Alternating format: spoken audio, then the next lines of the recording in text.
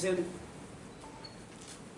আমাদের union minister RD, কেন্দ্রীয় মন্ত্রী আরডি গিরিরাজ সিংজি, উনি 2.5 দিন ধরে ত্রিপুরা রাজ্যে 28 তারিখে এসেছেন, আপনারা জানেন।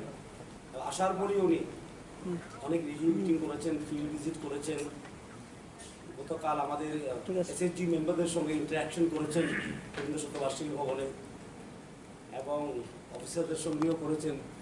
উনি আরডির প্রকল্পগুলি দেখেছেন এবং গ্রামীণ সড়ক যোজনা সেটাও উনি রিভিউ করেছেন, ওয়াটারশেড রিভিউ করেছেন, ফরেস্টের কিছু রিভিউ করেছেন, এবং উনি খুব ব্যস্ততায় এই 2.5 দিন কাটিয়ে গেছেন এবং অনেক আলোচনা হয়েছে, যেটা পজিটিভ আলোচনা, ইতিবাচক এবং ফলশ্রুত।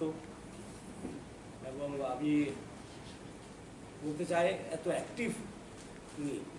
অ্যাক্টিভভাবে আমাদের সঙ্গে উনি ইনভলভ হয়েছেন, সেটা প্রকল্প নিয়ে আমরা কল্পনাই করতে পারি না। কেন্দ্রীয় মন্ত্রী এসে ফিল্ডে যাওয়া, ফিল্ডে কথা বলা, এসএসজি দিদিদের সঙ্গে কথা বলা। है भारत सरकार के प्रधानमंत्री का 2 कार्यक्रम, यहाँ ऐसे कार्यक्रम चल रहे हैं जो आपको बताने की जरूरत ज्यादा है। वो है पूरे राज्य के जो 897 रेवेन्यू विलेज हैं, सारे विलेज का हम कंप्यूटराइज रिकॉर्ड तैयार किया है, और जिसके लिए 12,35,687 ये उतने उस पर अपलोड किए हैं वेबसाइट पे, जिसके कारण पूरे त्रिपुरा राज्य के सारे रिकॉर्ड जमीन के आ गए हैं। ये अपने आप में एक बहुत बड़ी बात है। जहाँ तक डिजिटाइजेशन का सवाल है, वो हमने 5,312 number of map seat digitise upload website पर किए हैं। और केवल वही नहीं, जो हमारे राज्य में त्रिपुरा में भारत सरकार का पूरे देश को हम जितने लैंड हैं उनका डिजिटल मैप, और जितने घर हैं वो स्वामित्व के तहत, ये पंचायतों की जमीन और पंचायतों का घर, उसमें त्रिपुरा सरकार को मैं धन्यवाद देता हूं कि देश में 1 नंबर की श्रेणी में काम कर रहा है, जो अपलोड भी कर दिया है 897 रेवेन्यू विलेज का।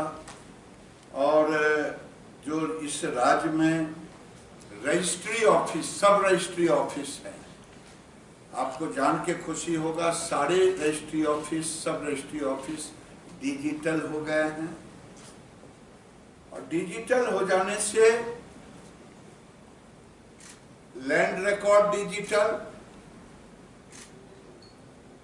रजिस्ट्री ऑफिस डिजिटल, बैंक और सेलर और बायर, ये सबको अब डिजिटल कर दिया गया है, और यहाँ इसकी शुरुआत हो गई है।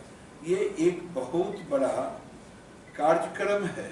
मैं आपके सामने इसीलिए रखना चाह रहा था कि सारे चीज की चर्चा तो होती, लेकिन इसकी चर्चा नहीं होती। और दूसरा, ये ट्रांसपेरेंसी है ई गवर्नेंस का, इससे बड़ा और कुछ नहीं हो सकता है।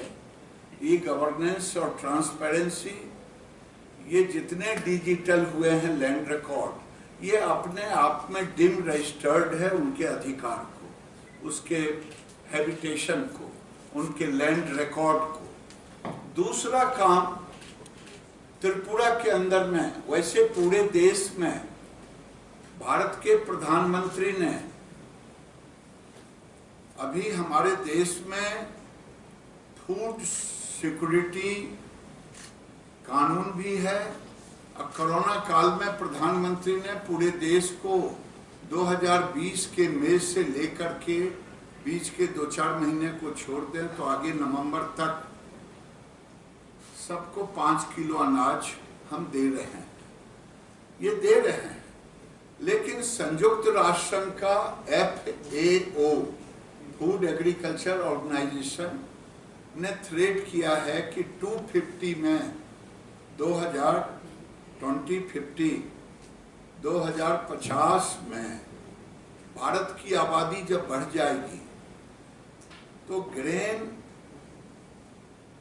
का उपयोग कैटल फीड में होगा, पोल्ट्री फीड में होगा,